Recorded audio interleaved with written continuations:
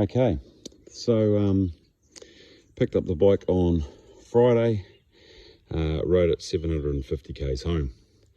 So what do I think of the new Ducati V4 Multistrada?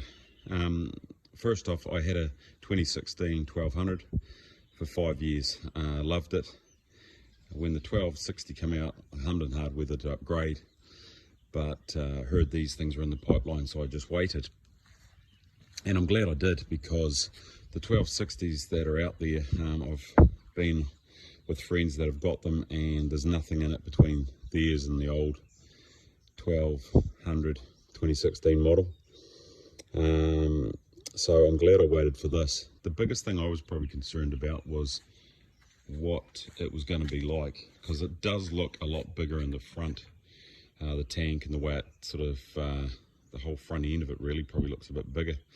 But in actual fact, it doesn't feel any different than the old Multistrada. The new V4 motor is just epic. It's got power pretty much everywhere. It still sounds like a Ducati, which I thought it might not, you know, the V-twin thing. But the V4, it drops 2 cylinders when it's sitting at the lights, which gives it a wee bit more of a bark.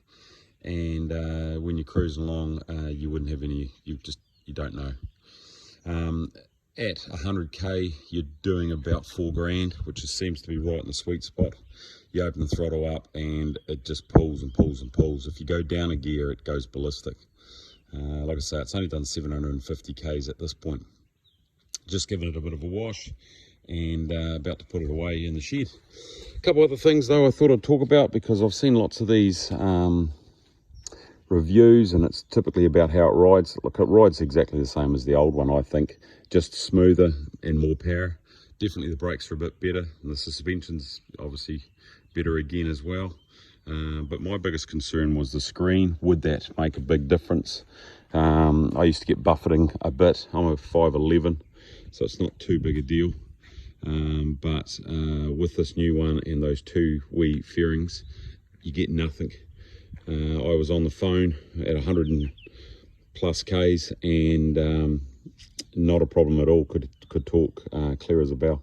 So that's great. It's certainly quieter when you ride it, which is nice. The power, it's got power everywhere. It really has. That new engine's just epic. Just so smooth is probably the biggest thing. Where you'd have to go down a gear.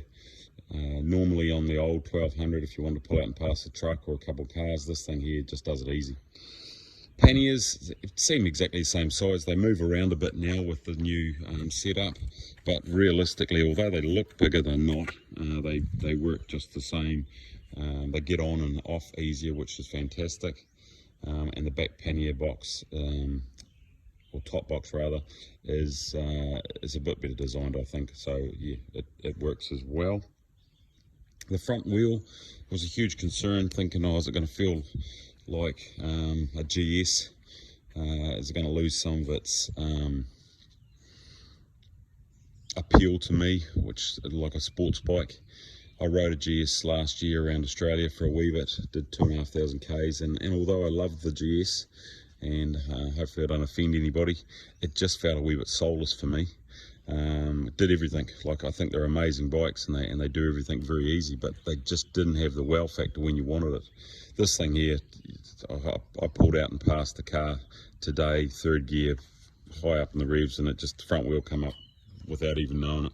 So it's just got that factor that you really want, I suppose. Well, I want. The front wheel, you wouldn't even know it's a 19-inch, so it's nothing to worry about. Personally, I think if you're thinking about that, it's nothing to concern yourself with. It tips in, does everything just the same as the old bike, but better. The brakes, front brakes slightly bigger, definitely can notice that. The old brakes on the 2016 model I always felt was a wee bit soft and just didn't have the bite that you needed to. This thing here, you put the brakes on and they are definitely better than my old model. One big thing that I've noticed though, when you actually roll off the throttle, it brakes for you, so that's quite a nice thing. I find that you're not, you know, if you come out of a corner into the next one, if you've buttoned off a bit, it actually pulls up a fair bit, so you don't normally need to touch the brakes, which is nice. The riding position, like I said, it's exactly the same. There's not a lot on it. You don't really notice the tank being a little bit wider in the front. I think it gives you a little bit more protection when you actually sit on it, but the physical feel of it is exactly the same as the old one for me. And the aerodynamics of it, I actually ended up riding quite a bit of rain today. That's why I've washed it, and good as gold. You wouldn't even know that you know, when you're riding in the rain, it definitely keeps a bit more water off you, but you still get wet. Look, at the end of the day, I'm really happy with the bike. I think it's value for money. It's definitely worth doing it. I think it's an epic bike for something that was so good always, is now just that much better again. All right.